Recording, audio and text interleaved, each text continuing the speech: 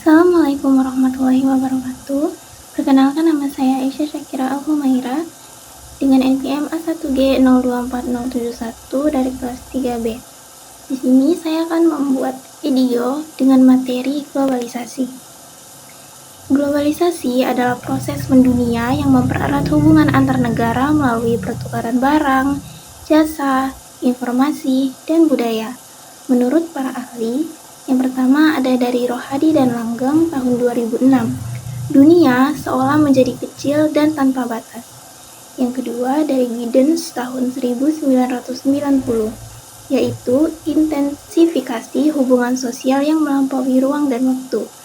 Dan yang ketiga dari Stiglitz tahun 2002, yaitu keterkaitan ekonomi global. Adapun aspek-aspek globalisasi, yang pertama, aspek politik dan ideologi. Ada lahirnya lembaga internasional seperti PBB untuk menjaga perdamaian dunia. Yang kedua, ideologi ekstrim, yaitu imperialisme, komunisme mulai ditinggalkan. Dan yang ketiga, muncul perpaduan ideologi baru, yaitu neoliberal dan sosial demokrat. Yang kedua, ada aspek ekonomi. Yang pertama, adanya pasar bebas dan arus investasi global.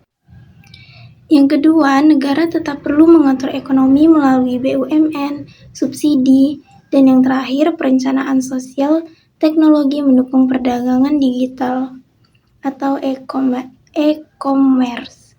Dan aspek ketiga yaitu aspek sosial budaya dan hukum. Yang pertama, persaingan ekonomi lokal makin ketat. Yang kedua, budaya asing memengaruhi nilai lokal. Dan yang ketiga, meningkatnya migrasi manusia dan kebutuhan hukum internasional yang kuat. Adapun dampak positif dari globalisasi, yang pertama, perdagangan internasional meningkat. Yang kedua, muncul lapangan kerja baru dan investasi asing.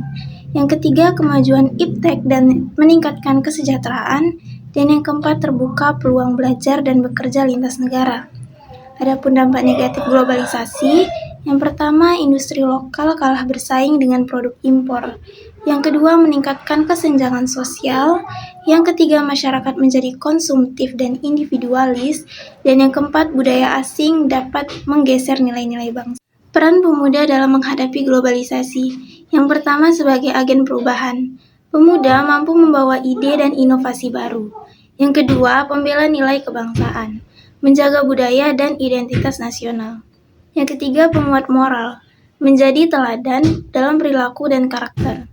Yang keempat, aktif dalam pembangunan, yaitu terlibat di organisasi, forum publik, dan kebijakan sosial. Dan yang kelima, melek digital, yaitu bijak menggunakan teknologi dan media sosial untuk hal positif. Adapun peran sebagai warga dunia, yang pertama, empati global, yaitu menumbuhkan kepedulian terhadap masalah kemanusiaan seperti kemiskinan dan pengungsi. Yang kedua, solidaritas global, yaitu bekerja sama lintas negara demi perdamaian dan keadilan. Yang ketiga, tindakan nyata, menjadi relawan, menyebarkan informasi positif, menjaga lingkungan. Dan yang keempat, berpikir kritis dan etis, mengambil keputusan berdasarkan nilai kemanusiaan dan tanggung jawab sosial. Adapun kesimpulan globalisasi, yaitu globalisasi menjadikan dunia saling terhubung dan memengaruhi berbagai bidang kehidupan.